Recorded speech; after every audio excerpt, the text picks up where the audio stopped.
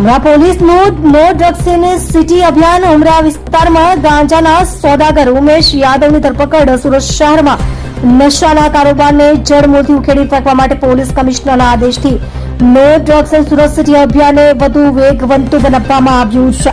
આ કડક ઝુંબેશ હેઠળ ઉમરા પોલીસે બાતમીના આધારે સફળ દરોડો પાડીને પ્રતિબંધિત માદક પદાર્થ ગાંજાના જથ્થા સાથે એક આરોપીને ઝડપી પાડ્યો છે. સુરત પોલીસની આ સતર્કતાને કારણે નશાના સોદાગરોમાં ફફડાટ વ્યાપી ગયો છે અને શહેરના યુવાધનને બચાવવા માટે સુરક્ષા વ્યવસ્થા વધુ સઘન કરવામાં આવી છે.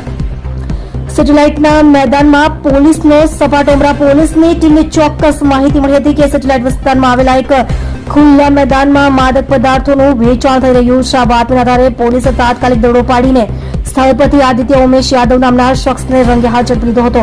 પોલીસની પ્રાથમિક તપાસમાં બહાર આવ્યું છે કે આ શખ્સ આસપાસના વિસ્તારોમાં છૂટક ગાંજાનું વેચાણ કરતો હતો. આરોપી પાસેથી કુલ 246 ગ્રામ પ્રતિબંધિત ગાંજો જપ્ત કરવામાં આવ્યો છે, જેની બજાર કિંમત અને અન્ય મત્તા મળીને કુલ 12,300 રૂપિયાનો મુદ્દામાલ કબજે લેવામાં આવ્યો છે.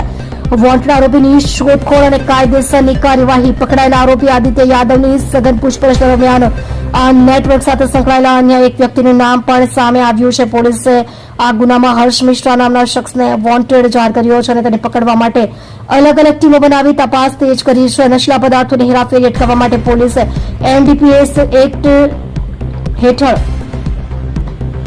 ગુનો નોંધીને આગળની તપાસ હાથ ધરી છે. આ માદક પદાર્થ ક્યાંથી લાવવામાં આવ્યો હતો અને સુરતમાં અન્ય કોને સપ્લાય કરવાનો હતો તે દિશામાં પણ પોલીસે ઝીણવટભરી તપાસ કરી રહી છે.